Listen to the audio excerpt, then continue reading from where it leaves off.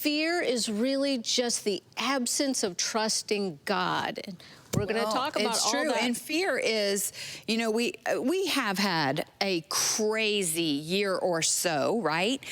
We've had a pandemic, which fear has become an epidemic. I mean, statistically, you're hearing a lot about mental health issues and people being depressed, especially children, right? Children that are not going to school, haven't been to school in a year or so, you know, and they're depressed and they're anxious and they're fearful. And so, you know, God has the answer to everything we need. It says, God gives us, the Bible says, God gives us all we need for life and godliness. And that means that we can handle fear, right? We can handle fear because He makes us overcomers of fear.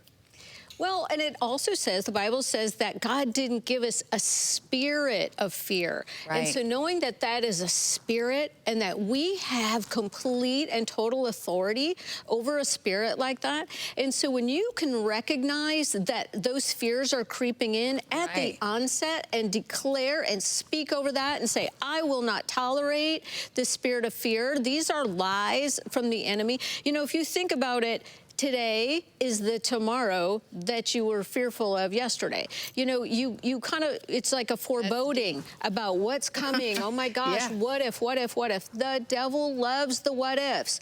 And if he can get you all off on worry town, thinking about what if this happens and what if that happens.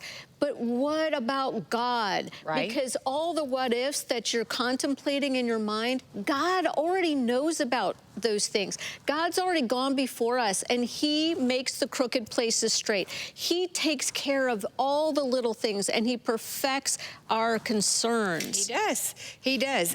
Billy Graham said something that I love. It says, troubles that never come make up an imagined burden that will crush the spirit. And I think about, we went on a trip. We've been on a lot of trips for ministry. And one trip that we went on was in the mountains in Arizona. And she does not like mountains driving. I grew up on the Gulf Coast of the U.S., and so everything is very, very flat. And I drive when Nina and I are traveling, and so she'd be more fearful if I was driving. That would be worse than the mountains. That may be true. That may be true. In fact, I barely even know what her car looks like because it's just always parked in the garage. But we were on this trip, and we were on a mountain, and Nina was just talking and so joyful. And in my mind, in my imagined mind, my imagination was going crazy of, what if we fall over? I was thinking, if Nina only knew how I was feeling on the inside, she would be terrified, because I was white knuckling the steering wheel because we were kind of winding up a mountain. And so anyway, we go to a meeting, and we left at night, and we start like looking for our hotel after this meeting. And it says on a sign, the devil's thumb. And I'm like, that cannot be good. The devil's thumb, which made me even more terrified. And I'm trying not to. And it was pitch dark. It was pitch black. There was no street lights anywhere.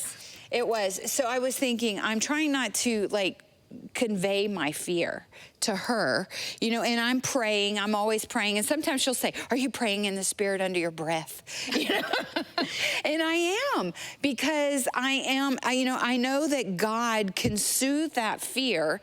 And I'm talking to my soul. I'm saying, you know, that God can help me get through anything. He is always with me. I'm going through all the scriptures, and she's just talking and having a good time. But we made it.